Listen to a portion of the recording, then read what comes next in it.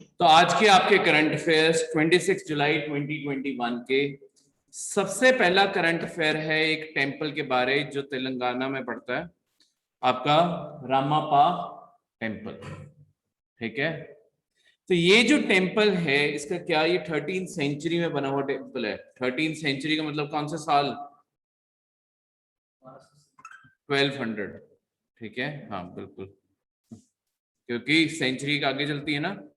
1200 जो ईयर थे उसमें ये बना था तेलंगाना में। ये क्यों आज करंट अफेयर में है? क्योंकि इससे यूनेस्को, जो यूनाइटेड नेशंस की ऑर्गेनाइजेशन है, सबसे पहले यूनेस्को है क्या? यूनाइटेड नेशंस ने सारी दुनिया में कल्चर और एजुकेशन फैलाने के लिए, इसकी नॉलेज फैलाने के लिए, हर चीज फैलाने के लिए एक ऑर्गेनाइजेशन बनाई थी यूनेस्को। इसका काम क्या है? सारी दुनिया में एक तो एजुकेशन प्रमोट की जाए, जहां पे कोई कल्चरल साइट्स हैं उन्हें बचा के रखा जा सके। ठीक है, इन सारी चीजों के लिए यूनेस्को बस यही काम करती है। तो ये बचाने का काम कैसे करती है? वन ऑफ द इनिशिएटिव जो है वो है कि सारी दुनिया की जो इंपॉर्टेंट साइट्स हैं उन्हें as a world heritage site recognize किया जाए। ठीक है, इसमें यूनेस्को क्या करती है? यूनेस्को सिर्फ स्टेटस देती है कि ये जो साइट है वो एक वर्ल्ड हेरिटेज साइट है। अब हेरिटेज का क्या मतलब होता है? जो हमारी विरासत है। ठीक है, जो हम ह्यूमैनिटी एज अ ह्यूमंस, यहाँ हमें जो चीज मिली है विरासत में। अब विरासत दो टाइप की हो सकती है अकॉर्डिंग टू यूनेस्को भी।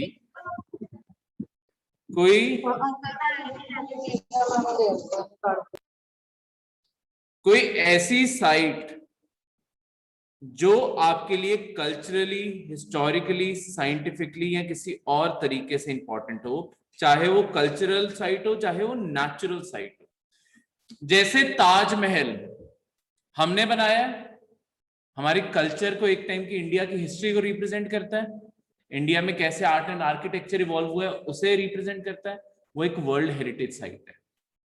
वैसे ही आपके सिक्किम घूमने जाओगे, सिक्किम में गैंगटॉक के आसपास जाओगे, वहां पे एक पहाड़ के चारों ओर है वो सब कुछ। कौन सा पहाड़ है आपके सिक्किम में?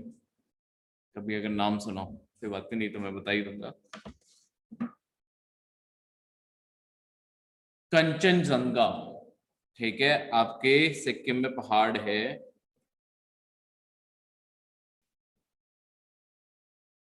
कंचनजंगा। ठीक है, ये पहाड़ पूरे माउंटेन को as a world heritage site mark किया हुआ है।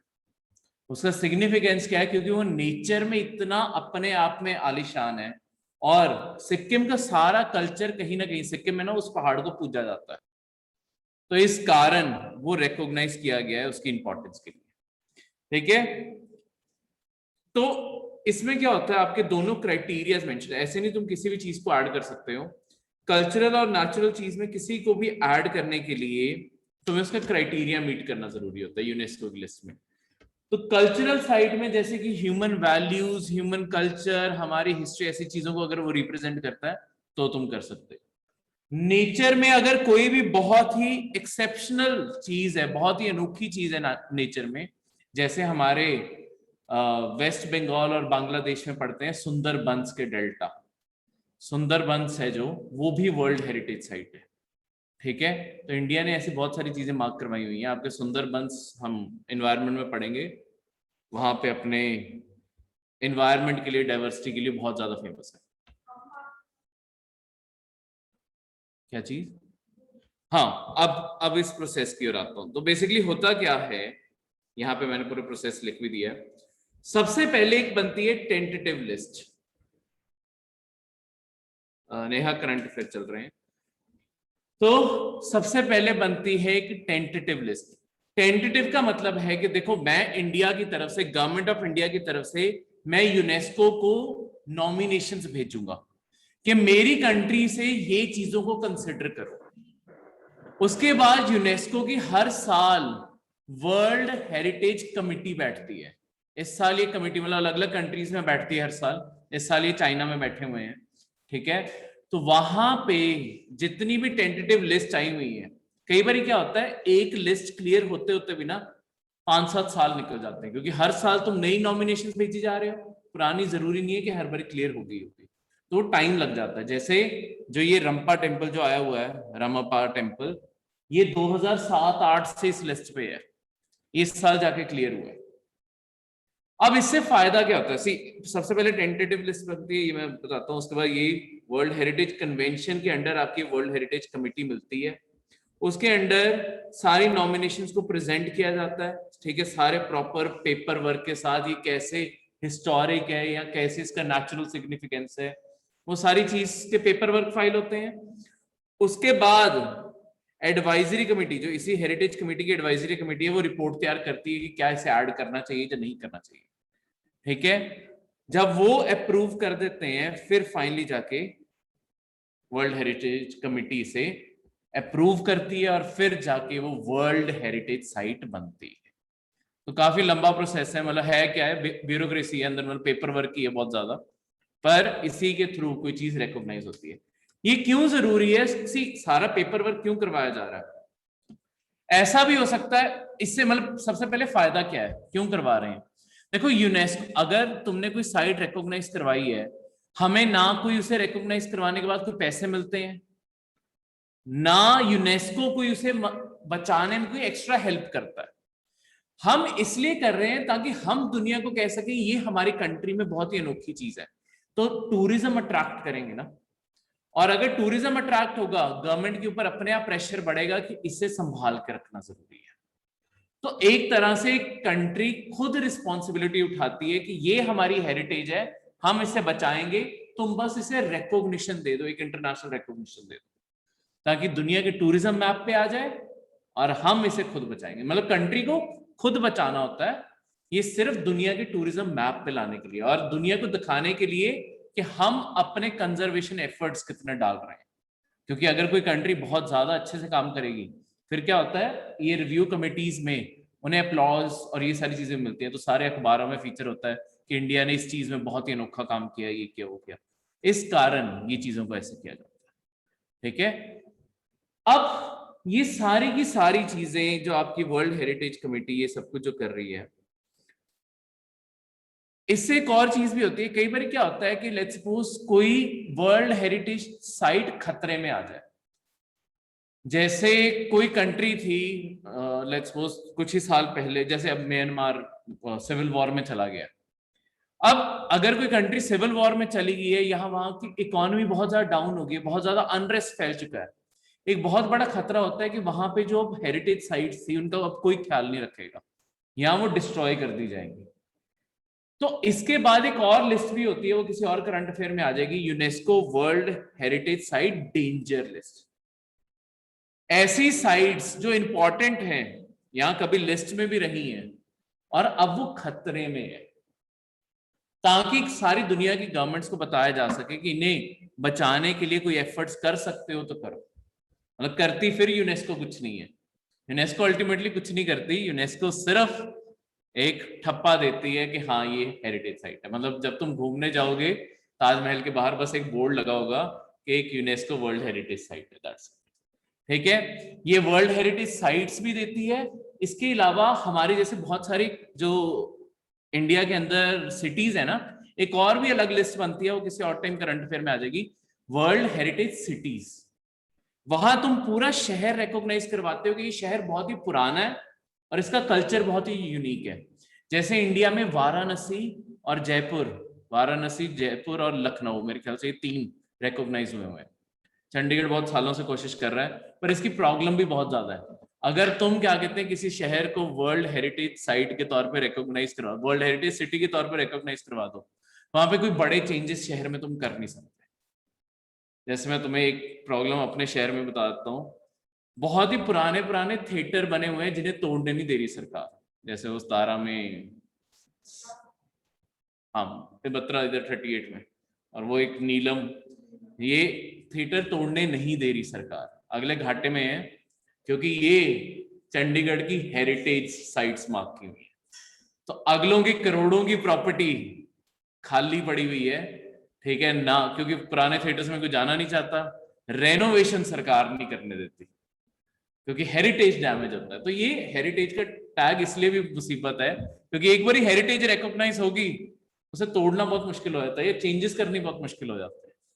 ठीक है, आपके बहुत सारे पड़े हुए हैं, 32 में भी पड़ा हुआ है एक, उसे तो आग लग गई थी, उसके बाद वो वैसे ही बिल्डिंग पड़ी हुई है, तो वो चेंज ही नहीं कर सकते, उसे तोड़ ही नहीं सकते, गवर्नमेंट क्लियरेंस ही नहीं देती।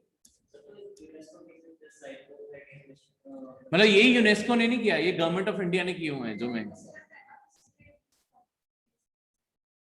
तो वो भी नहीं देते। ठीक है, बात कहां पे आती है कि तुम मेंटेन करो प्रॉपर्टी तुम्हारी, हम सिर्फ टैग दे रहे हैं, गवर्नमेंट ऑफ इंडिया भी यही करती है। तो लोगों की करोड़ों की प्रॉपर्टी, रेंट हर साल जाएगा, मतलब प्रॉपर्टी टैक्स हर साल देना है, पर चेंज नहीं कर सकते इसे। बहुत ही मुश्किल प्रोसेस है, तो वो ये डालना इतना लंबा प्रोसेस है, निकालना इससे भी ज्यादा, क्यों निकालनी है उसके एक्सप्लेनेशंस देनी बहुत मुश्किल है। तो अब यहां पे एक डाइसी क्वेश्चन खड़ा हो जाता है, साइट को रिकॉग्नाइज करवाएं या ना करवाएं। मतलब साइट को तो चलो ये होता है कि हमें ताजमहल में तो क्या ही चेंजेस करने हैं, ठीक है, ताजमहल तो वैसे ही रहना है, तो ऐसी साइट्स को रिकॉग्नाइज करवाया जा सकता है। पर जहां पे तुम कह देते हो कंचनजंगा को as a natural site mark करवा दोगे, यानी कि इसका मतलब है कि कंचनजंगा पे और कंस्ट्रक्शन नहीं हो सकती, जहां पे वो हिल पे कंस्ट्रक्शन है बस दैट्स इट, उससे ज्यादा वो नेचुरल साइट बन गई। ठीक है, क्लियर है सूरज? ठीक है, तो इस तरीके से तो आपका रमापा टेम्पल जो है ये लॉर्ड शिवा का टेम्पल है। ठीक है, इसे यूनेस्को की वर्ल्ड हेरिटेज साइट रिकॉग्नाइज कर लिया गया है। तो इसकी बेसिक पॉइंट है, बस ये चीज याद रखना। इसे एक फॉरेन ट्रैवलर ने विजिट किया था, ये चीज याद रखना। ये क्वेश्चन आता है कि रमपा टेम्पल, ये मिडीवल इंडिया में ना इसका नाम पढ़ेंगे Marco Polo. Marco Polo India आया था, एक ट्रैवलर था ये भी। ठीक है, मार्को पोलो ने रमपा टेम्पल के बारे में लिखा हुआ अपनी राइटिंग्स में। तो इस कारण ये आता है कि या तो ये क्वेश्चन आ सकता है मार्को पोलो ने कौन सी जगहों बारे लिखा है, तो कई हम मेडिवल इंडिया में पढ़ेंगे, पर कई नॉलेज आपकी जैसे करंट अफेयर से ऐड हो जाती है। ठीक है, तो इस तरीके से हमने ये याद रखना है। क्लियर है? अगला क्वेश्चन जो कई बार स्टेटमेंट्स बन के आती हैं ऐसी बिल्डिंग्स की आर्ट एंड कल्चर में, कि बने किस चीज से हुए हैं। ये रेड सैंडस्टोन से बना हुआ टेम्पल है। ठीक है, तो अपने आप थोड़ा सा लाल से कलर का दिखता होगा। ठीक है, उसके ऊपर ब्लैक बसॉल्ट कई जगहों पे लगाए हुए, यानी कि बसॉल्ट होता है, पत्थर होता है, काले रंग का पत्थर होता है। ठीक है, ये लावा लुवा से बनते हैं ये पत्थर, तो जो आपके वॉल्केनो कभी फटे हैं उससे काले जो पत्थर बने हैं वो बसॉल्ट के होते हैं। ठीक है, उससे उसके भी मतलब पत्थर इसमें यूज किए गए हैं। और बाकी तो चलो ये मतलब बसॉल्ट में आयरन मैग्नीशियम सिलिका ये रिच है, क्योंकि वॉल्केनो जहां पे फटता है ना, वो जो पत्थर होता है उसमें आयरन मैग्नीशियम सिलिका काफी पाया जाता है। तो अपने आप वो है, मतलब दो पत्थर जो तुम्हें याद रखने वाले हैं, एक तो लाल है सैंडस्टोन है, और दूसरा ब्लैक बसॉल्ट यूज। तो एक ही करंट अफेयर से ये सारे के सारे, एक रमापा टेम्पल बारे क्वेश्चन बन सकता है, उसके बाद वर्ल्ड हेरिटेज साइट पे जाने का जो प्रोसीजर है उसके ऊपर क्वेश्चन बन सकता है। ठीक है, उसके वर्ल्ड हेरिटेज साइट्स होती क्या हैं उसके ऊपर क्वेश्चन बन सकता है। उसके बाद इसके जो क्राइटेरियाज हैं उसके ऊपर क्वेश्चन बन सकता है। क्राइटेरियाज में एक चीज और तुमने याद रखनी है कि ये जो क्राइटेरियाज है ना, कल्चरल क्राइटेरियाज का नंबर क्या है, कितने हैं ये, 1 2 3 4 5 6 ये हैं और 4 ये हैं। ठीक है, एक सबसे सिंपल स्टेटमेंट देखो, अब मैं इन्हें याद करने का तरीका बताता हूं। सबसे पहले तो तुमने ये नंबर याद रखना है, ये ना सबसे सिंपल स्टेटमेंट बन के आ जाती है कि वर्ल्ड हेरिटेज साइट किस क्राइटेरियाज में 6 कल्चरल एंड 4 नेचुरल। तो क्या करेंगे, कई बार ये नंबर उल्टा कर देंगे, 4 कल्चरल एंड 6 नेचुरल कर देंगे, पर बात वही है कि बस ये घुमाने वाली बात है। तो हमने ये चीज याद रखनी है, 6 ज्यादा कल्चरल साइट्स हैं, टोटल 10 हैं, 6 कल्चर के, 4 नेचर के। उसके बाद ये जो सारे पॉइंट्स होते हैं ना, ये तुम्हें सारे याद, डायरेक्टली सारे याद रखने की कभी जरूरत नहीं होती। इतना ज्यादा हमने पेपर के लिए जहां पे ब्रेन की पावर बच सकती है बचाएंगे। अगर इन सारे पॉइंट्स को एक बार रीड करोगे ना, अल्टीमेटली जो इसका क्रक्स निकलेगा वो यही निकलेगा कि कोई ऐसा आर्किटेक्चर, जैसे जो कल्चर के लिए कोई ऐसा आर्किटेक्चर जो ह्यूमन एवोल्यूशन को बहुत अच्छे से दिखाता है। तो ऐसे कोई भी चीज आ जाएगी जो ह्यूमन एवोल्यूशन को दिखाती है, वो पॉइंट सही है, वैसे ही पॉइंट होगा। और नेचुरल में कोई ऐसी चीज जो अर्थ की या तो बनने में फॉर्मेशन दिखाती है, ठीक है, अर्थ कैसे बनी है या वहां की इंवायरमेंट कैसे बनी है, वो अगर चीज दिखाती है वो नेचुरल क्राइटेरिया। तो जैसे मर्जी आ जाए तुम कर सकते हो, ठीक है। तो हमें पूरा याद करने की जरूरत नहीं होती, हम इस तरीके से याद कर सकते हैं।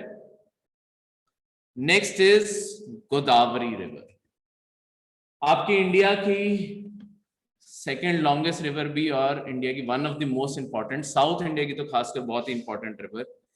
ये अपने आप में आपकी 5 स्टेट्स, महाराष्ट्र, तेलंगाना, आंध्र प्रदेश, छत्तीसगढ़ और उड़ीसा, 5 स्टेट्स को ये पानी सप्लाई करती है, ठीक है। टोटल 1465 किलोमीटर ये फ्लो करती है और ये 5 स्टेट्स के थ्रू पास होते हुए इन 5 स्टेट्स को पानी सप्लाई करती है। ज्यादातर पानी महाराष्ट्र को सप्लाई करती है, 48% ये वहीं पे है, फिर तेलंगाना, आंध्र प्रदेश, छत्तीसगढ़ और सबसे कम उड़ीसा, जहां पे जाके उड़ीसा के बाद बे ऑफ बंगाल में गिर जाती है। गोदावरी को गंगा ऑफ द साउथ भी इसलिए बोला जाता है क्योंकि ये बहुत इंपॉर्टेंट रिवर है।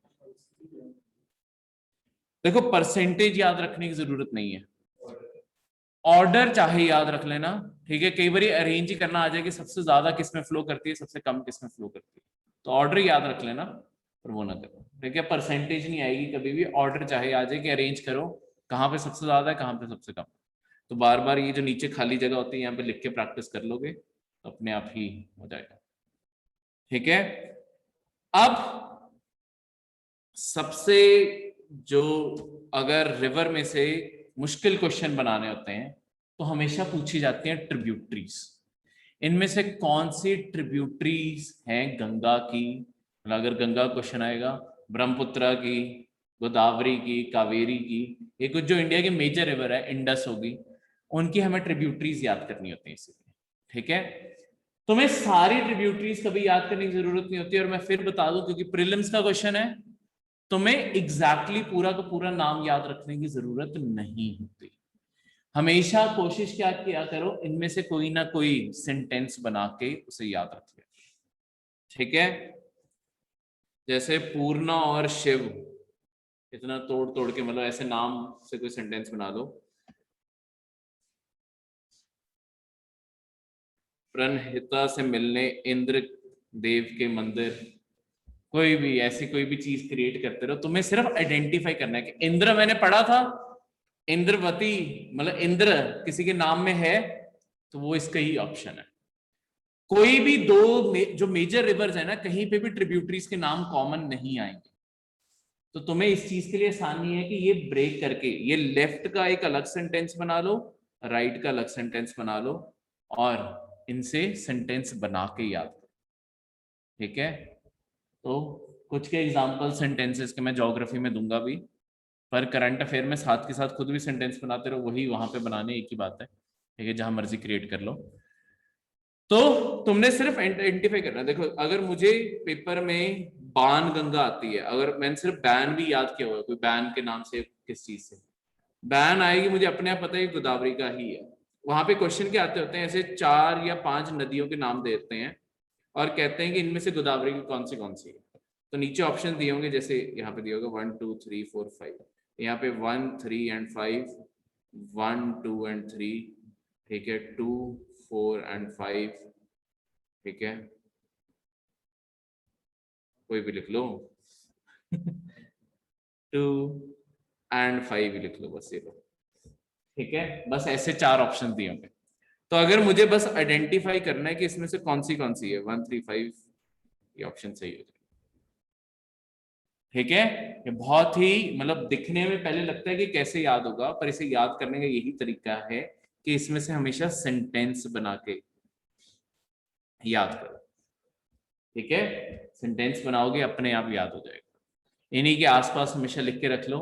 एनसीईआरटी ज्योग्राफी में इनकी पूरी लिस्ट दी हुई है, जो हम उसकी जिस्ट जब पढ़ेंगे उसके आसपास वहां पे सारे सेंटेंसेस बना के लिख लेना और वहां पे क्लियर है। तो ये थे आपके आज के करंट अफेयर्स। किसी भी करंट अफेयर में कोई भी डाउट हो? हाँ जी, किसी को कोई ऑनलाइन भी डाउट हो? नहीं? तो ये थे आपके आज के करंट